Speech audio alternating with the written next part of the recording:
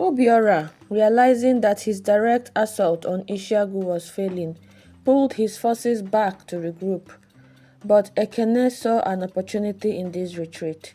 He knew that Obiora's pride would not allow him to concede defeat, and that the Awo king would eventually be forced to make one final, desperate push to reclaim his lost honor. Ekene decided to set a trap. He allowed Obiora's forces to retreat, feigning weakness. At the same time, Ekene's scouts carefully tracked the enemy's movements. Once Obiora's army had reached a narrow pass, a place where their large numbers would be a disadvantage, Ekene sprung his trap. He led a contingent of his finest warriors to ambush the Awo forces, blocking their escape routes and trapping them into the pass. The battle that followed was fierce, but the confined space gave Ekene's smaller, more disciplined forces the advantage. Obiora's men, unable to maneuver or retreat, were cut down in droves. By the end of the day, Obiora's once mighty army had been decimated, and the king himself was captured. Obiora, the proud and defiant king of Awo, was brought before Ekene in chains. Despite his defeat, Obiora remained unbowed, refusing to acknowledge Ekene's victory. "You may have won this battle, but you will never truly conquer Awo," he spat. Ekene, however, was not interested in conquering Awo for the sake of power. His goal had always been to secure peace and ensure that Ishiagu's people could live without fear of oppression. Ekene offered Obiora a choice: surrender and swear loyalty to Ishiagu, or face execution. Obiora, too proud to submit, chose death. His execution marked the end of the war and the beginning of a new era for both kingdoms. With Obiora gone, Awo's remaining leaders had no choice but to accept Ekene's terms of peace. The two kingdoms, once bitter enemies, were united under Ekene's leadership, ensuring stability for years to come. With the war over, Ekene focused on rebuilding his kingdom. The people of Ishiagu had suffered greatly during the conflict, and Ekene was determined to restore prosperity and peace. He implemented new policies to help those who had been displaced by the war, providing food, shelter, and opportunities for them to rebuild their lives. At the same time, Ekene worked to solidify the alliance between Ishiagu and Awo. He knew that true peace could only be achieved if both kingdoms prospered. Trade routes were opened, and cultural exchanges began between the two nations. Despite his many victories on the battlefield, Ekene knew that the strength of a kingdom lay not just in its warriors, but in its knowledge. He had abolished slavery and established schools for warriors, but now he turned his attention to scholars. Ekene invited learned men and women from across the region to Ishiagu, offering them a place in his court where they could teach and share their wisdom. One of these scholars, a renowned thinker named Amara, became one of Ekene's most trusted advisors. Amara had studied the stars, the movements of the earth, and histories of distant lands. She taught Ekene that knowledge was the key to lasting power, and under her guidance, Ishiagu began to invest in libraries and centers of learning. The people of Ishiagu, once known only for their strength in battle, became renowned for their wisdom as well. The scholars who had gathered in Ishiagu began to transform the kingdom.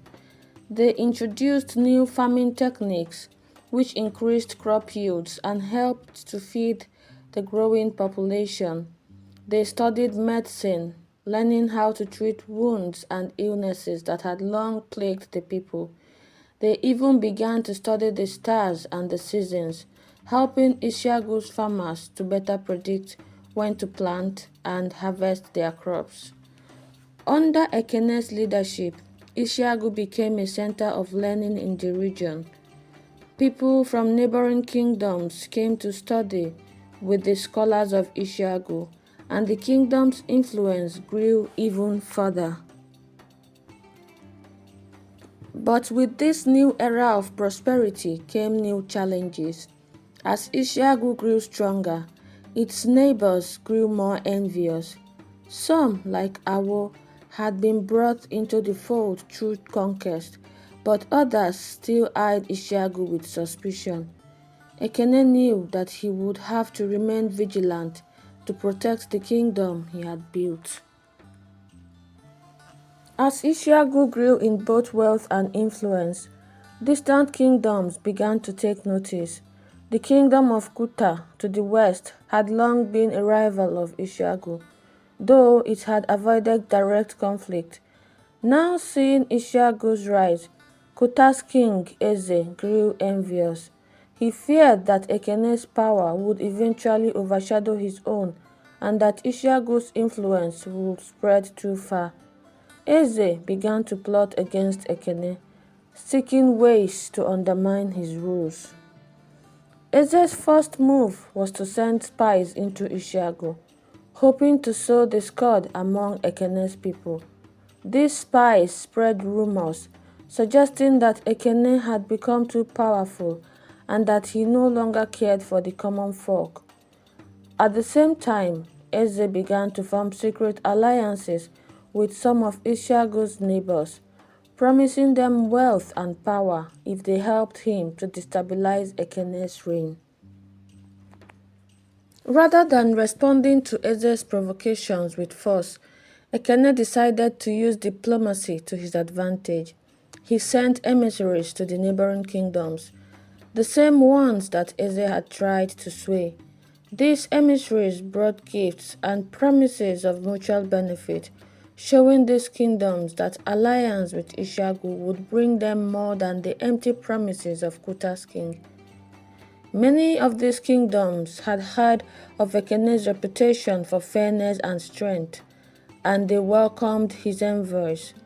One by one, they turned their backs on Eze's plots, choosing to align themselves with Ishiagu instead. Ekene's diplomatic maneuvering effectively isolated Kuta, leaving Eze with few allies. But Ekene knew that diplomacy alone would not stop Eze's ambitions. He began to prepare for war. He knew that Eze would not give up so easily, and that when the time came, Kuta would march against Ishiagu. But Ekene was ready. He had faced greater enemies before, and he was confident that he could defeat Eze as well. Despite Ekene's efforts to isolate Kuta diplomatically, Eze remained determined to challenge Ishiagu's dominance. He began to gather his forces, calling upon mercenaries and warriors from distant lands to bolster his army. Eze believed that with enough soldiers, he could overwhelm Ishiagu and reclaim his place as the most powerful king in the region. As the storm gathered, Ekene called upon his own allies, preparing for what would likely be the largest battle of his reign. The people of Ishiagu, knowing that war was on the horizon, rallied behind their king. Farmers, craftsmen, and warriors alike worked tirelessly to support the war effort, producing weapons, armor, and supplies for the army. The armies of Ishiagu and Kuta met on the vast plains between their kingdoms. It was a sight to behold. Thousands of warriors, clad in armor and armed with spears, swords, and shields, stretching as far as the eye could see.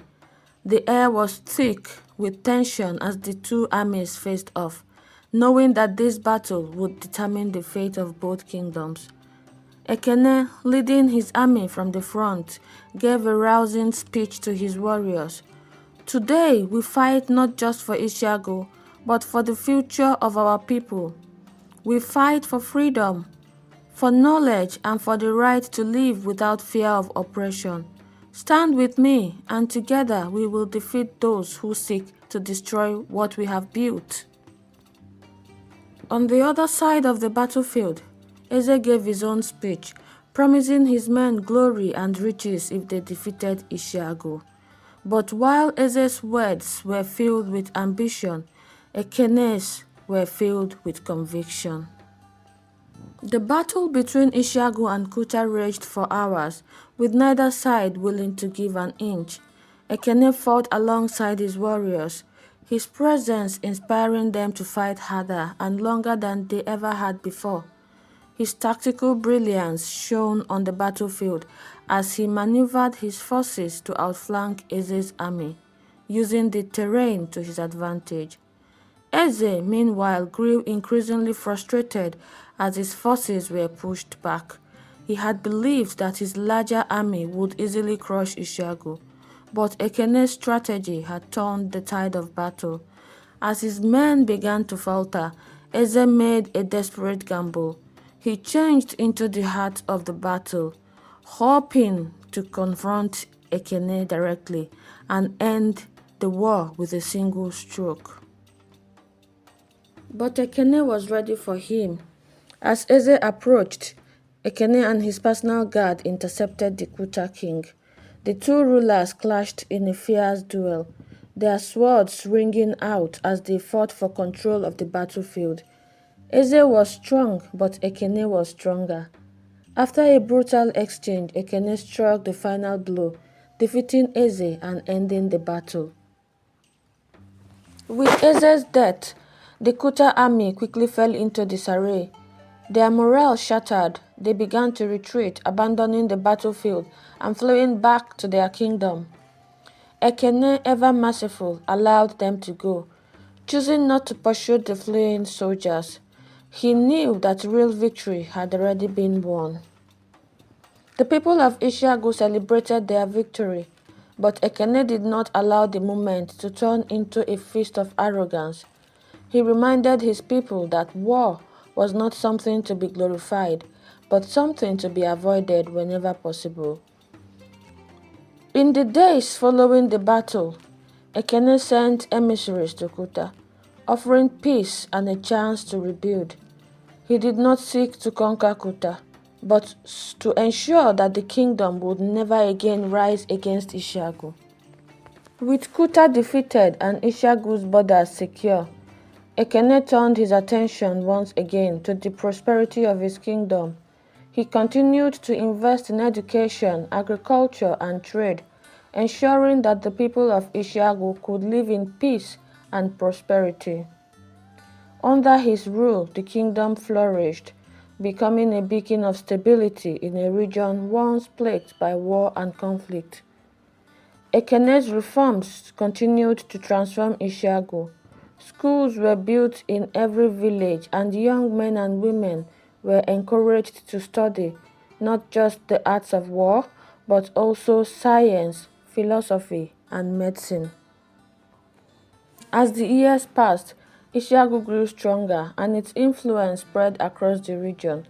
Other kingdoms, seeing the prosperity that Ekene had brought to his people, sought to form alliances with Ishiagu, eager to share in its success.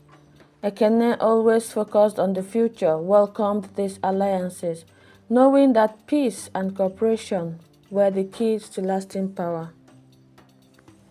As Ekene grew older, he began to think about the future of his kingdom. He had fought and bled to secure Ishiagu's future, but he knew that no king ruled forever. He began to prepare for the day when he would no longer be able to lead, ensuring that his legacy would live on through the institutions he had built. Ekene established a council of advisors made up of scholars, warriors, and diplomats to help govern the kingdom. This council, he hoped, would continue to lead Ishiagu with the wisdom and justice that he had instilled in them. At the same time, he began to train a new generation of leaders, ensuring that the next king would be someone who shared his vision for a free and prosperous Ishiagu. Ekene's reign was remembered not just for the battles he fought, but for the peace he brought to the land.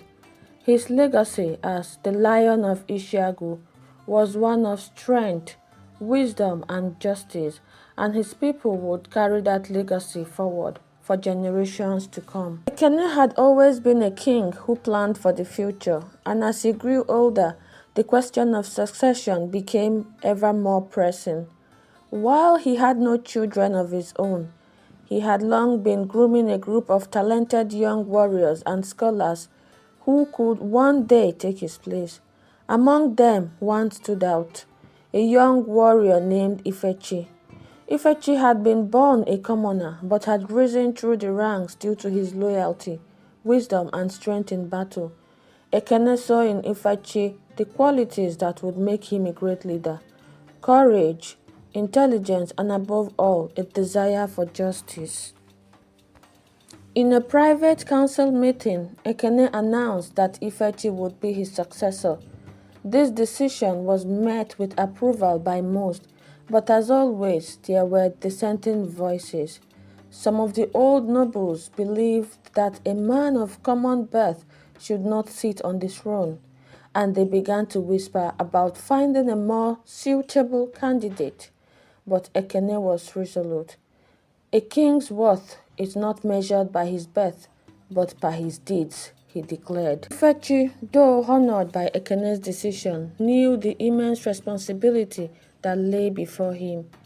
He had always admired Ekene's leadership and had fought by his side in many battles. But ruling a kingdom was a different challenge altogether.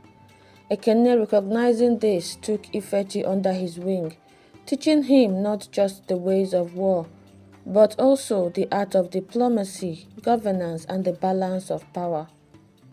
Under Ekene's mentorship, Ifechi learned how to mediate disputes between the kingdom's nobles, how to negotiate alliances, and how to inspire loyalty among the people.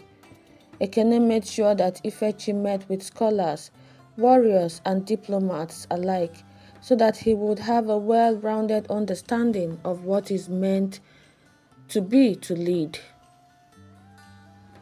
As Ifechi grew into his role, the people of Ishiagu began to see him as their future king. His reputation as a strong but fair leader began to spread, and he earned the respect of both his peers and his rivals. The transition of power Ekene hoped would be a peaceful one.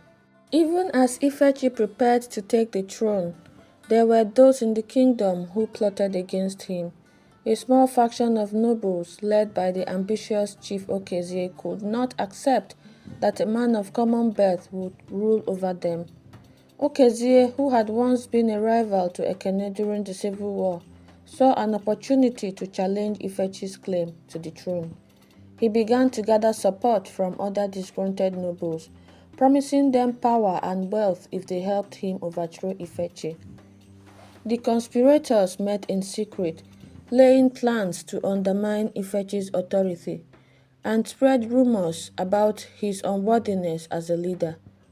Okezie believed that if he could create enough doubt among the people, they would rise up and demand a new leader, one that he could control from the shadows.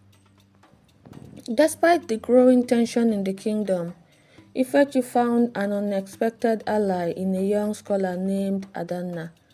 Adanna had risen through the ranks of the scholars due to her sharp intelligence and her deep understanding of the kingdom's history and culture. She had always admired Ekene's vision for Ishiagu, and she saw in Ifechi the potential to carry that vision forward.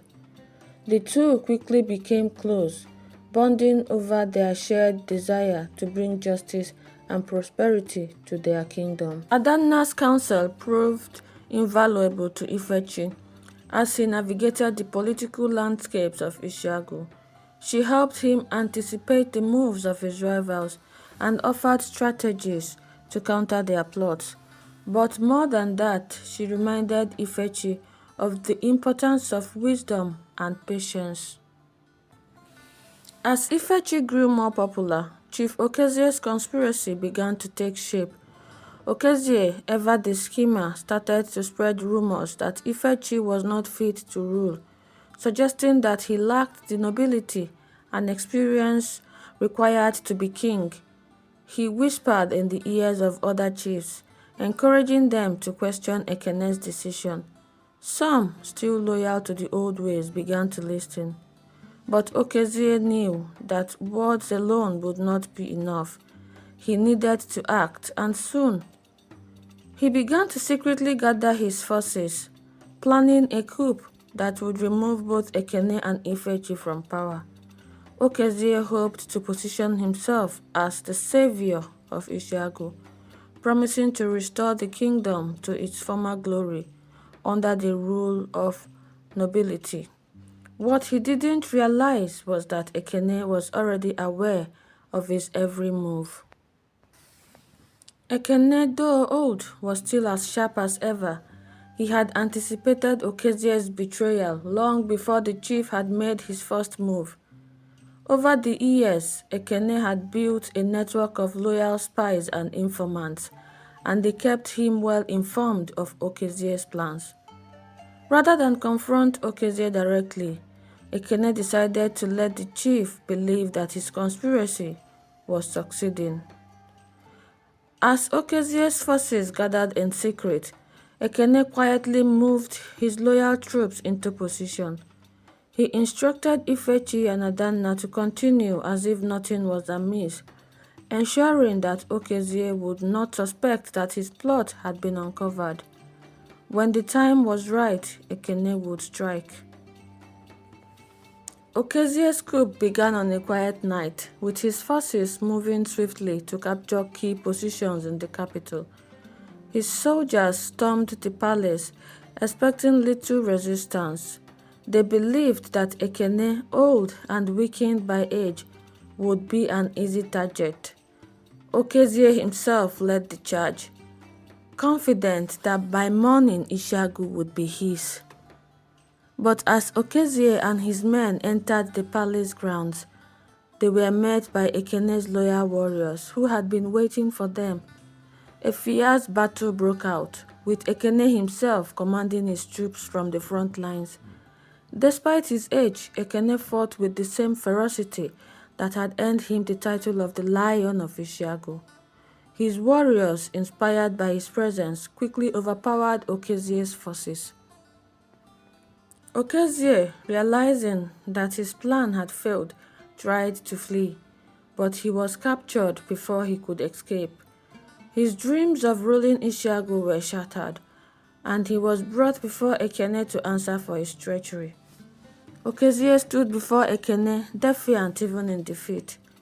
He refused to admit his guilt, claiming that he had only been acting in the best interests of the kingdom. Ishiagu deserves a ruler of noble blood, he spat, not a commoner like Ifechi. But Ekene was unmoved by Okezie's words. He had heard similar arguments from many who had tried to challenge his rule in the past, and he knew that Okezie's true motive had always been power. Ekene sentenced Okezie to exile, stripping him of his title and lands. The other nobles who had supported Okezie's coup were given a choice: swear loyalty to Ifechi and accept the new order, or face the same fate as Okezie. Most chose loyalty, knowing that Ekene's rule was too strong to challenge. With Okezie's conspiracy crushed, the kingdom returned to peace. With the coup defeated and the traitors dealt with, Ekene knew it was time to pass the crown to Ifechi. The people of Ishiagu, having witnessed Ifechi's bravery and wisdom during the coup, were ready to accept him as their new king. A grand coronation ceremony was held in the capital, with warriors, scholars, and diplomats from across the region attending to pay their respects. As the crown was placed on Ifechi's head, Ekene stood by his side, proud of the man that Ifechi had become. Lead with strength, but also with wisdom, Ekene told him. Remember that a king's duty is to his people, not to himself. Ifechi bowed his head, vowing to follow Ekene's example and lead Ishiagu with justice and honor. The people cheered as Ifechi was crowned king, and a new chapter in Ishiagu's history began. Ifechi's reign began with great promise. Following Ekene's advice, he focused on strengthening the kingdom from within, continuing the policies that had brought prosperity to Ishiagu. He expanded the kingdom's schools, ensuring that education was available to all. Under Ifechi's rule, Ishiagu's influence grew even further. The kingdom became a hub for culture and learning, attracting scholars, artists, and traders from across the region. Ifechi also maintained strong alliances with neighboring kingdoms. But even as Ishiagu flourished, Ifechi knew that peace was always fragile.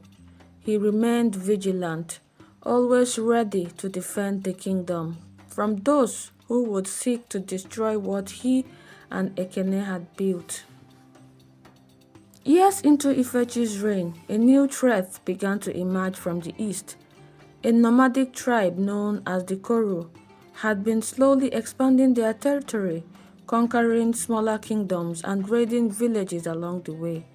The Koru were fierce warriors known for their speed and brutality in battle, and they had little interest in diplomacy or alliances. Ifechi, aware of the Koru's movements, began to prepare for the possibility of war. He strengthened Ishiagu's borders and called upon the kingdom's allies to provide support, but he also sought a peaceful solution, sending envoys to the Koru's leaders in the hopes of negotiating a truce. The Koru, however, had no interest in peace. Their leader, a ruthless warlord named Daru, saw Ishiagu's wealth and power as a prize to be claimed, and he began to gather his forces for an invasion. Daru's forces attacked without warning, sweeping across Ishiagu's eastern border with lightning speed. The Koru warriors were fierce and relentless, leaving a trail of destruction in their wake. Villages were burned, crops destroyed, and the people of Ishiagu were thrown into panic. Ifechi acted quickly, mobilizing his army and leading a counterattack against the invaders. The battles that followed were brutal, with both sides suffering heavy losses. The Koru fought with a ferocity that Ishiagu's warriors had rarely seen, and for a time it seemed as though the kingdom might be overrun. But Ifechi, like his mentor Ekene, was a master strategist. He used the terrain to his advantage, drawing the Koru into ambush and cutting off their supply lines. Slowly but surely, Ishiagu began to turn the tide of the war. The war with the Koru reached its climax at the city of Nsu, one of Ishiagu's largest and most prosperous cities. Daru, determined to break Ishiagu's defenses, led his forces in a siege of the city, hoping to starve its defenders into submission. Ifechi, knowing that Nsu was the key to controlling the eastern region, rushed to the city's aid with his army. The siege lasted for weeks, with fierce battles fought outside the city walls as Ifechi's forces tried to break through the Koru lines. Inside the city, the people held out as long as they could, but food and water were running low. In a daring move, Ifechi led a night raid on the Koru's camp, taking them by surprise and disrupting their siege. The raid was a success, and Daru's forces were forced to retreat. Nsu was saved, and the tide of the war had once again turned in Ishiagu's favor. With the siege of Nsu broken, Daru's forces were in disarray. Ifechi, sensing that the time had come to end the war once and for all, led his army in a final push against the Koru. The two armies met on the plains outside Nsu, and the battle that followed was one of the bloodiest in Ishiagu's history. Ifechi, determined to protect his kingdom, fought with the same courage and skill that had earned him Ekene's trust. His warriors, inspired by their king's bravery, fought with all their might, and slowly but surely they began to overpower the Koro forces. In the final moments of the battle, Ifechi faced Daru in a single combat. The Koro warlord was a fearsome fighter, but Ifechi's training and experience gave him the edge. After a brutal fight, Ifechi struck the final blow, killing Daru and ending the Koro invasion once and for all. With the Koro defeated, Ifechi turned his attention to rebuilding the kingdom. The war had taken a heavy toll on Ishiagu, with many villages destroyed and the people left in poverty. Ifechi knew that it would take time to restore the kingdom to its former glory, but he was determined to succeed. He called upon the scholars and builders of Ishiagu to help with the reconstruction, ensuring that the people had the resources they needed to rebuild their homes and farms. He also established new trade routes, bringing in goods and supplies from allied kingdoms to support the recovery efforts. Under Ifechi's leadership, the kingdom slowly began to heal. The people, grateful for their king's efforts, remained loyal to him, and Ishiagu's strength was restored. Happiness was once again returned to Ishiagu. If you enjoyed this story, don't forget to like, subscribe, and hit the bell icon for more amazing tales. Join our growing community by subscribing and sharing your favorite part of today's story in the comments.